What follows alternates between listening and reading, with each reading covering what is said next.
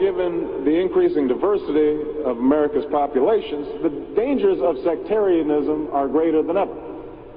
Whatever we once were, we are no longer a Christian nation, at least not just. We are also a Jewish nation, a Muslim nation, and a Buddhist nation, and a Hindu nation, and a nation of non-believers. And even if we did have only Christians in our midst, if we expelled every non-Christian from the United States of America, whose Christianity would we teach in the schools? Would it be James Dobson's or Al Sharpton's? Which passages of Scripture should guide our public policy? Should we go with Leviticus, which suggests slavery is okay, and that eating shellfish is an abomination? Or we could go with Deuteronomy, which suggests stoning your child if he strays from the faith? Or should we just stick to the Sermon on the Mount, a passage that is so radical that it's doubtful that our own Defense Department would survive its application? So before we get carried away, let's read our Bibles now. Folks haven't been reading their Bible. Which brings me to my second point. Democracy demands that the religiously motivated translate their concerns into universal rather than religion-specific values. What do I mean by this? It requires that their proposals be subject to argument and amenable to reason.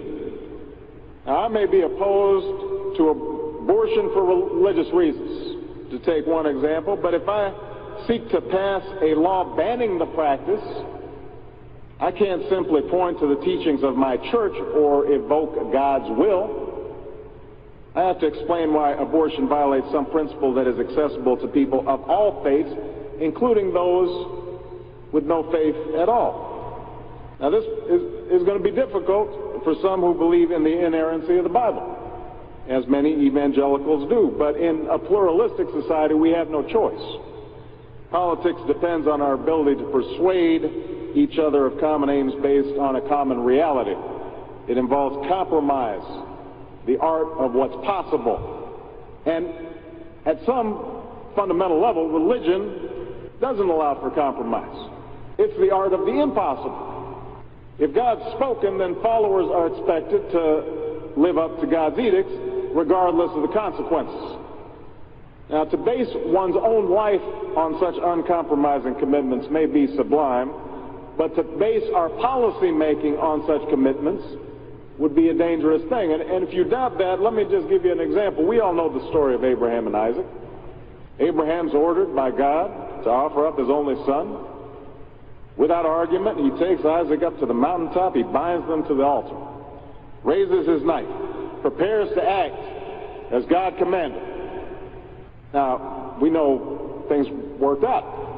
You know, God sends down an angel to intercede at the very last minute. Abraham passes God's test of devotion. But it's fair to say that if any of us leaving this church saw Abraham on the roof of a building raising his knife, we would, at the very least, call the police and expect the Department of Children and Family Services to take Isaac away from Abraham.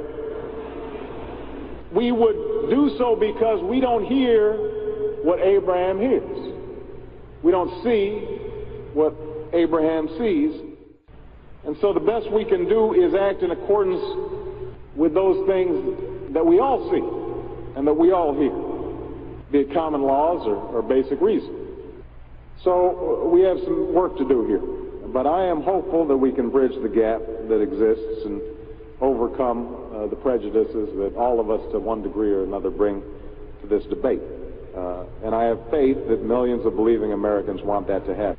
No matter how religious they may be or may not be, people are tired of seeing faith used as a tool of attack.